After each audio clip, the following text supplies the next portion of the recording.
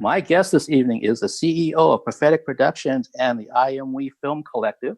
He is a writer, producer, director who looks to entertain, educate, and have an effect on his audience. He is the director of Alice's new music video, which we're going to premiere tonight. Please welcome to the Eclectic Arts virtual studio, Praheme. Praheme, how are you? I am well. How are you? Thank you for having me. Thank you. I'm doing all right up here in Seattle. I'm so glad I get a chance to talk with you about everything that you do, including the Alice music video. So, yeah, let's get into it. And we'll kind of start right off the top with the Bottled Truth music video. Um, how did you get involved with this project? But then also, what was the scope or the timeline? What did it look like from beginning to end for you doing this video? It's funny that you asked that. So, once I had agreed with Tosh that I was interested and that I wanted to have a little bit of time to submit a treatment for their review, um, it was probably about 2 to 3 days of like just sending it to them, getting their feedback. And then it was like, hey, we like this. Could you do it in the next 2 to 3 weeks? And so from there, it was just like, all right, let's see if we can put a team together, scout locations. But by the time I submitted the treatment, we were shooting it about 2 to 3 weeks later, and then we started editing about another 2 to 3 weeks later. So it was a very quick turnaround because they needed to have everything done to kind of coordinate with the tour. So it was like, all right, I can work with that. It was quick. It was, there was a challenge, but it was like, all right, this is fun. Everybody all was up for the challenge, and it worked well. Okay, and for people out there that aren't like from the film community, when you say that you submitted a treatment, what does that kind of look like? What's that entail? So she asked me to hear the song. I listened to it for a few. I basically wrote like a page summary of what my idea would be for a music video. And so in that treatment, the breakdown was a young Black woman walks through the neighborhood. She's collecting truths from a variety of different people, just average, everyday Americans. And then once she's collected all of these truths, she takes these bottles and she breaks them. And then once the bottles have been broken, these truths that were once on little pieces of paper are now on life-size poster boards, similar to what you may see from the protesters and things of that nature. And so then once she sees all the truths on the ground, she's able to identify with the truth that resonates with her, which is going to be the Black Lives Matter. And then she picks it up and then she charges towards the camera. And so it's really a call to action. And, it's about people acknowledging their thoughts, acknowledging their feelings, speaking their truths, and no longer keeping them bottled up and sharing them with the world. Because unfortunately, I feel like a lot of people, we kind of mask these things. And so that was all included in the treatment. So basically just an explanation of what the storyline would be. And then I also mentioned I would love to see the band. I actually got to see Alice perform on their virtual tour. And I was like, wow, with the makeup and the mask, I was like, this is something that should be captured in the music video. So that was part of the treatment. And I know that they had a collective of dancers. And so, I was like, all right, these three elements, I think we could kind of make something really powerful. And so all of that was included in the treatment. I submitted it to them. They really liked it. And then from there, it was like, all right, let's make it happen. Okay, no, that sounds awesome. And I'm just out of pure curiosity, when you're developing the treatment about the after listening to the song and coming up with each person's bottled truth and having them put it into the box, and then how it kind of expands from that idea, did you have something in the back of your head as possibly an alternative for some reason, like if the band didn't really, that idea didn't resonate with them? No, honestly, I didn't. It was just like, hey, I'm going to sit with the song. I'm going to listen to it. I tried to listen to it for like a few hours straight and for multiple days. And I was like, all right, this is the story that is coming to my spirit when I listen to it. If they don't like it, I definitely understand, and was no hard feelings, because really this was just like an opportunity to create. So if they didn't like it, then I might have, said, all right, let me go back to the drawing board and see what else I can come up with. But that was kind of the idea that I had, and it was really awesome that they liked it and wanted to move forward with it. Yeah, no, and it makes sense too. And they've played the song a couple times live during this virtual tour, so the fans out there have heard the song, but they haven't seen the actual finished video unless they, I think it was out on Outburn Today magazine was the exclusive premiere of it. Yeah. Yeah, and so with everything that's been going on with the protests and the killing of George Floyd and Breonna Taylor, and being a creative person, what is this? How is this fueling you for things that you want to do in the future yourself in terms of creative projects? Because it's been fueling so many people for different reasons, and it continues to fuel them for the right reasons. I'm just kind of curious. What are you thinking that you want to be doing moving forward? Well, so this has been part of my film DNA from the very beginning. Not to just be focused just in the moment with what's going on. So my content, I try to create about Black life and lives of minorities and things from that POV. And so that's not always going to be tackling issues of police violence and all of these different social issues. Sometimes they will, sometimes they won't. But in this moment, I had actually gone out. I did a little bit of protesting, and it was just on my heart. Like in the pandemic, there's not so much that you could really do. So it was like, all right, how can I creatively add to this momentum?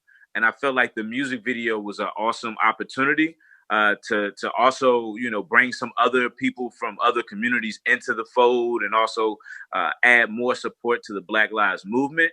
But moving forward, it's just even more. It shows even more the importance of artists and creative people in this time, because we have a voice, and how we choose to share our voice, the messages that we choose to say, those are very important. And so all of my previous work, I tried to do something that's outside of the box, something that's going to make you think, and hopefully cause a reaction inside of you. And mainly with my content, I want to show Black people and show their humanity, because I think for a lot of people, when they see Black people in TV, you're seeing the uber violent situations. You're seeing a lot of over sexualized images, and it's like, well, that's not really who Black people truly are.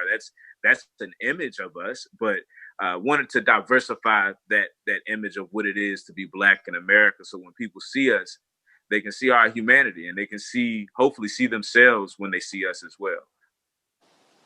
Okay, no, that makes a lot of sense. When I was doing a little bit of research on you and some of your past projects, that I like the fact that what you said also means that that you're looking to entertain, you're looking to bring a different voice to things from what people are maybe looking at the Black community, and that also you're also trying to figure out new ways to innovate, all within the same timeline, basically. And the truth is, entertaining is the number one. That's the number one purpose why everybody's here. If the message is so heavy and it's so over and like beating people in the head, people are gonna tune off. They don't want to just be lectured to. And so it's like finding that sweet spot where it's like, yeah, it's entertaining, but I can sprinkle in a few jewels underneath.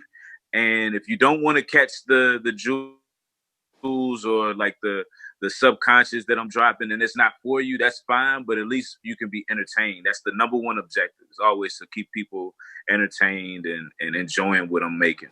Awesome, awesome. And let's, in terms of your background and as a filmmaker, and also even before that.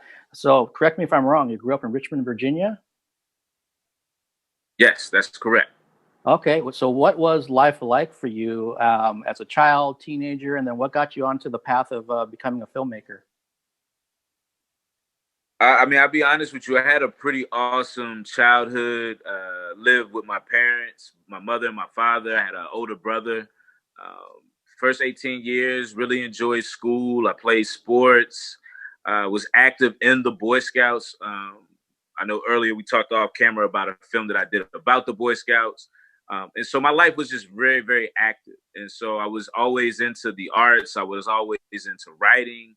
I was into photography. And so when I got to, let's say, around middle school, high school age, teachers are always asking you, what do you want to do for a living? And so I started to think about all of the things that I enjoyed doing. And then I found out about filmmaking as a career path, and was like, oh, this combines writing, it combines photography, it combines music. So like all these things that I had an interest in, here's an industry that kind of combined it all into one. And I would say ever since like the age of 15, I've kind of just been moving with that as my focus. So I've always been researching on other filmmakers and trying to figure out like, what's this path, the path to making movies. And so they would always say, go to college. And so I went to Howard University to get my undergrad in film production. And then I went to Florida State University and I got my master's in film production. And so Richmond, I would say, was like the core of my upbringing. It was where I learned, about my identity as a Black man growing in the capital of the Confederacy with all these Confederate monuments. Actually, in the Boy Scout troop that I was in, our council was called the Robert E. Lee Council. So, just little Black boys with Robert E. Lee Council on their shirts. And so growing up in Richmond, you learn that people have a difference of opinion. And as long as, they can be respectful, you just kind of deal with it. But Richmond taught me a lot about life. And I feel like just kind of making it out of Richmond prepared me for pretty much anything. Richmond was a kind of a violent city. So like in the 90s, it was like top 10 in the murder rate per capita. So like having activities like the Boy Scouts and being involved in sports kind of kept me really occupied so that I was able to, be creative and do fun things instead of having a lot of free time and then getting into trouble. And so overall, I love my time in Richmond. When I graduated from film school, I went back to Richmond and I made my first feature film in Richmond. And so, yeah, the town of Richmond has been really good to me. The city of Richmond. I don't call them a town. They'd be mad at me for that. Okay. And I was going to say that with you going and getting your BA and also your master's in film production, and like you just mentioned, you went back to Richmond to make your first feature film. What was that process like? My understanding from some of the other guests I've talked to that are in the film industry, that the number one issue for them was getting financing for any kind of project. That was the biggest thing. Is that kind of something that you found too? Absolutely, especially if you're doing it independently. So for me, I was kind of in a weird, I don't want to say a lucky situation. So when I graduated from film school the year before, my mom passed away in a car accident. And so my father and my mom were in a car accident. They were coming to see me. And so after graduation, we had like life insurance and money that came from that tragedy. So when it came time to raising money, I went out and I tried to meet with entrepreneurs in the city and try to explain to them what I was doing, but nobody would budge. And so at the end of the day, my father decided to invest in me with this money that we had from the insurance policies. And then I was able to invest some of the money that I had from the insurance policy. So we basically self-financed it with my father being the lead investor. And then I put in money. And then we were able to get a grant from the city, and I mean the state of Virginia. They gave us a grant. And we were able to put all of those pieces together and then utilize in-kind donations and put all of that together to make the movie. Wow. Well, first, I'm sorry to hear about how you lost your mom. And then, I mean, that whole process, like you said, it's not being lucky, but it was something that in the end, it helped you get this film together. But what a terrible way to have to make it happen. Well, it was definitely a tragedy, but like you said, you just find the silver lining. And so unfortunately, my mom wasn't going to come back. And it was like, well, here's some resources. So I feel like, my mom was a producer on that first movie, Right. And so with that first movie that you made, and correct me if I'm wrong, is that the one that I was talking to you about the Boy Scouts, or is that a different film? That's Troop 491, The Adventures of the Muddy Lions. Okay, and for people out there, we're going to be showing a promo reel real soon here that includes the trailer for this film. But I was telling Praheme pre-show that as soon as I saw that trailer, it's like, I'm interested in seeing this film. And I wanted to it looked that good to me. And so I'm wondering, just when you were making this film, like how many days did you shoot, and what are some of the other things you can kind of tell the folks out there about making that first feature? Oh, wow. I mean, it was a wild ride. I mean, we shot it in 15 days, which is kind of unheard of. So there's like this whole list of things not to do on a first time feature film. And I feel like we hit all of them. So they were like, don't work with kids, don't work with animals, don't work with like large crews and like cast size, don't use multiple locations. And we literally did all of that. working with the kids were awesome, but at the same time, very hectic and chaotic. I like to tell people that it was like herding cats. And so, you know, the moment you get them quiet and still for a moment, you know, teenage cells just move around and start doing other things. But it was a magical experience, honestly, to have a first feature film turn out to be as good as it did. I was honestly just trying to set out to make a movie. I just wanted to make something, and to turn away, like, and it was actually good and people received it well, and we were able to like have it in the theaters. We had like a 5-week theatrical run in Richmond. We took it all across the country, film festivals. We even had a partnership with the National Boy Scouts of America. They fell in love with the film and figured out a way that they could use the movie to try to recruit more Blacks and minorities to scouting. And so just to take that film on the journey that I was able to take it from, like writing it, producing it, seeing it all the way to distribution. I mean, it was like a 10-year journey that we're still on right now. And so it's been a wild ride, but I wouldn't change it. Wow. Yeah, no, and that's, again, I'm so anxious to see it. And like you just mentioned, it was a 10-year ride, and someone like me is just finding out about it now. And there's going to be other people to find out about it once I review it. So it's just going to keep growing, and hopefully, you know, spreading the love about, you know, a really good independent project. I think this is a perfect time to actually show your promo reel that you sent to us. So for the folks down in LA, if you could show Praheme's demo reel right now, that would be great, please.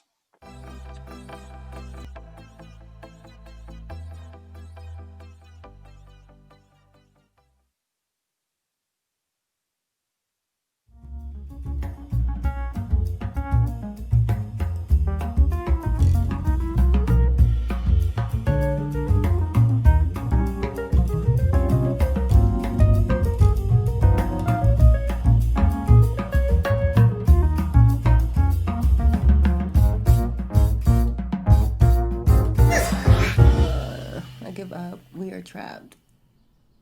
We're trapped.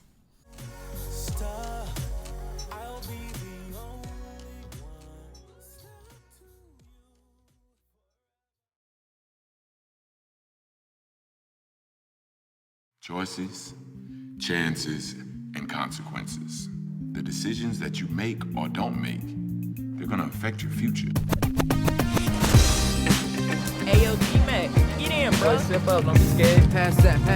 We want to thank Troop 491 for serving as ushers this morning, and give honor to God for these young men who want to spend their time being constructive.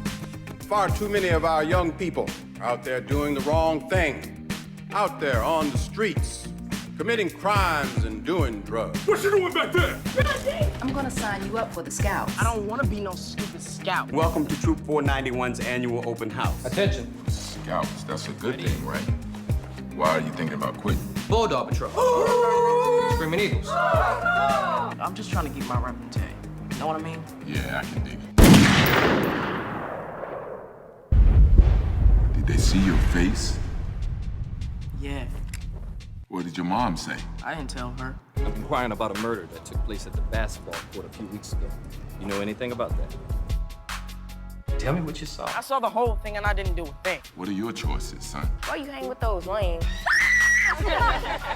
If you speak up, Some things meant to be kept quiet, you feel me? chances are you'll be putting your mother and yourself in harm's way. But if you keep quiet, Snitches get stitches and wind up in ditches. you might be left alone. If we ain't friends, Maybe. then you know what it is. Maybe not.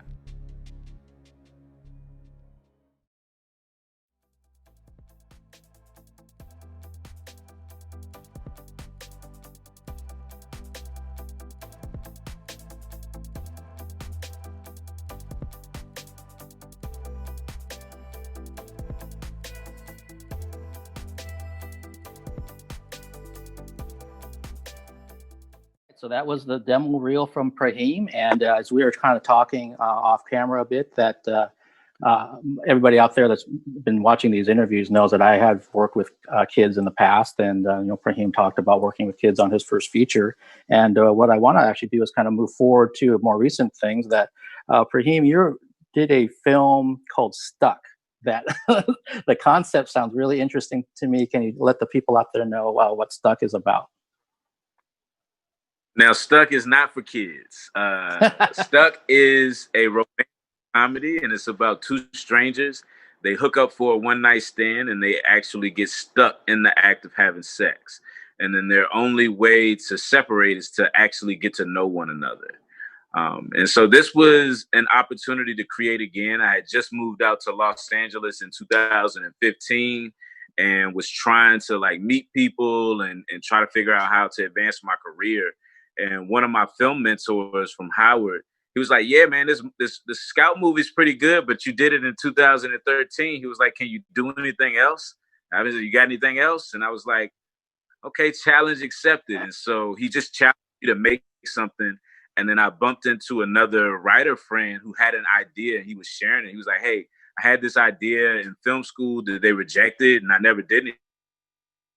And I was like, hey, can I use that idea? And so he just had the idea of two strangers getting stuck in a one-night stand and then they have to become vulnerable to separate. I took that premise and spent a few weeks playing around with the idea in my head. I was able to write it and then put a team together, and we went out and we made it. And it turned out to be pretty good.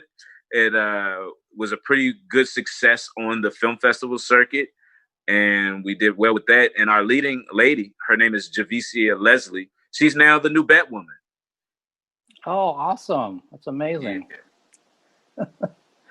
Oh yeah, when I was watching the trailer and then I saw the concept, because initially I wasn't quite sure how are they stuck, and then I realized, oh, they're stuck like from the act of coming together, and then like you just mentioned how they have to separate by learning about each other and their vulnerabilities and things. That's a really intriguing concept. And is that something that people out there can watch, through VOD or something online, or is it available? Well, yeah, so both of these films are actually available on Amazon Prime, and they're also available on the IndieTube. And so, yes, they are available. This is funny because this is actually like a real situation. I mean, it's very rare that you could get stuck in all of this, but it's a real medical situation. We used it as a way to kind of talk about millennials in their dating. A lot of millennials, they'll meet someone, hook up with them, and you don't even know their name, and you're having like what most would consider is a very intimate act with a complete stranger. And so we just wanted to kind of flip the romantic comedy on his head, where it's like, all right, you have these people, they did the most intimate act, and now they're going to spend the rest of the movie getting to know each other.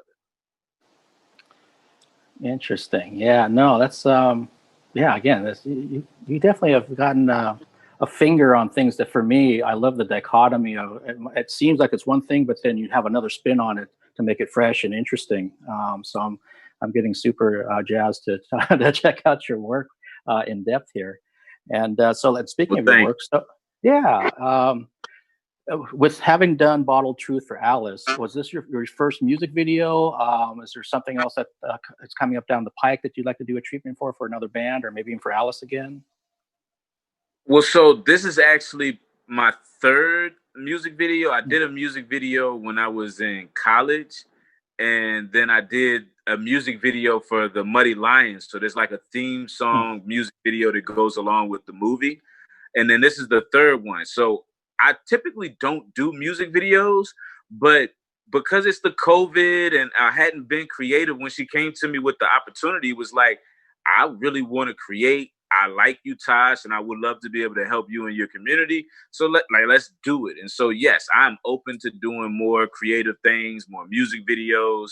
At this point in my creative career, I work in the 9-to-5 industry. And so I want to do anything that's going to light a creative fire inside of me. And so whether that's music videos, interviews, trying to do more short films, I want to do another feature film sometime next year. I just want to be creative, and I need to keep the juices going. And so ever since doing the Bottled Truth video with Alice, I've been trying to figure out what can I do next. I'm hoping that I'll be able to collaborate with Alice again, and just keep growing with him.